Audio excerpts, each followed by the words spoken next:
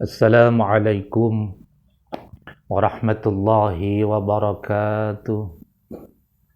Alhamdulillah wassalatu wassalamu ala Rasulillah Sayyidina wa habibina wa syafi'ina wa qurrati a'yunina Muhammadin ibn Abdillah sallallahu alaihi wasallam wa ala alihi wa ashabihi wa man tabi'ah, amma ba'du. Hadratal muhtaramin, para alim ulama, para kiai, habaib, rahimakumullah, jamiah dakwah channel muslimin muslimat dimanapun berada, rahimakumullah.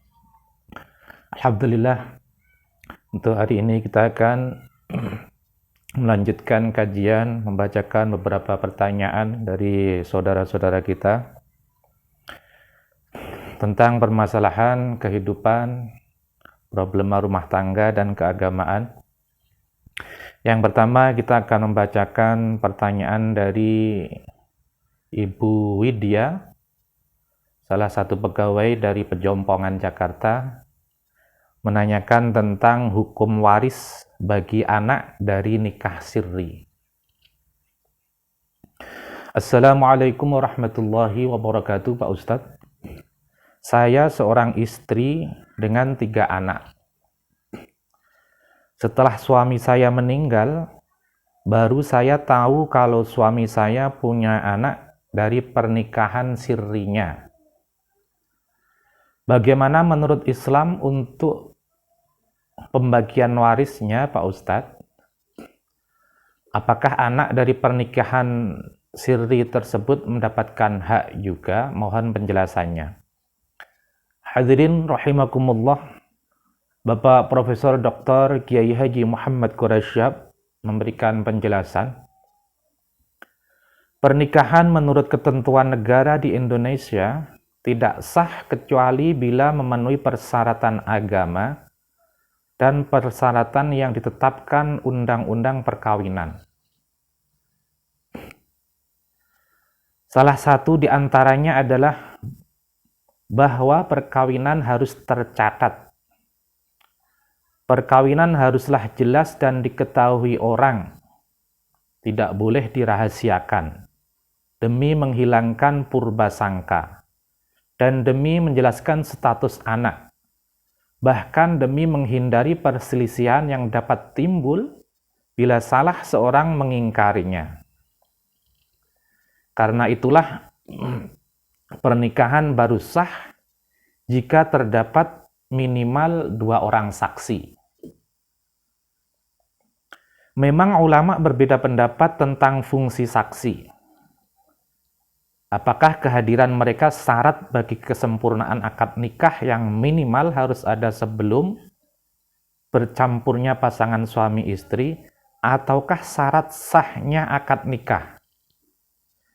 Dan dengan demikian, kedua orang tersebut harus menyaksikan terlaksananya akad nikah.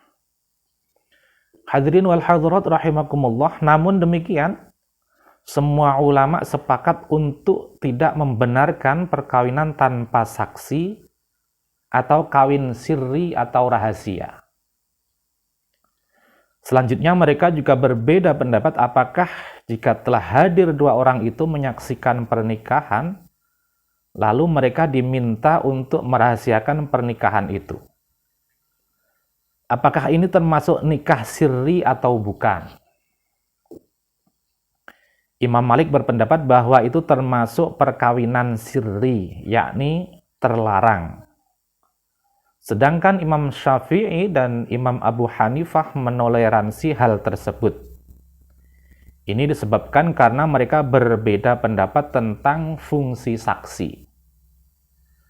Hadirin muslimin muslimat rahimakumullah, apakah sekedar itu menjadi saksi jika terjadi perbedaan atau pengingkaran tentang terjadinya pernikahan? Atau dia adalah hukum syariah yang mempunyai tujuan melebihi kesaksian jika terjadi pengingkaran tersebut?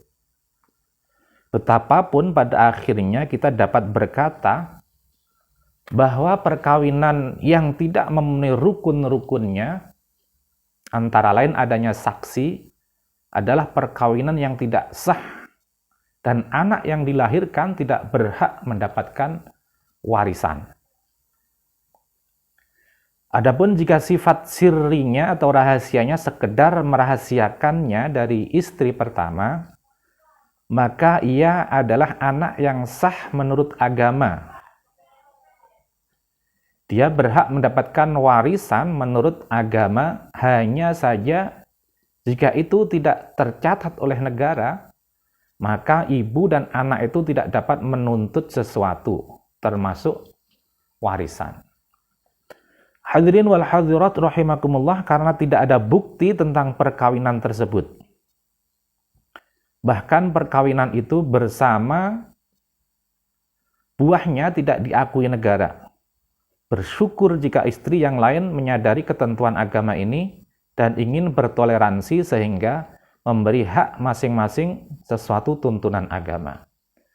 Hadirin wal hadirat rahimakumullah, itulah jawaban dari Bapak Profesor Dr. Kiai Haji Muhammad Quraish Shihab atas pertanyaan Ibu Widya dari Pejompongan, Jakarta, tentang hukum waris bagi anak dari nikah sirri. Jadi menurut beliau, nikah sirri itu tidak sah. Artinya nikah harus ada kedua saksi.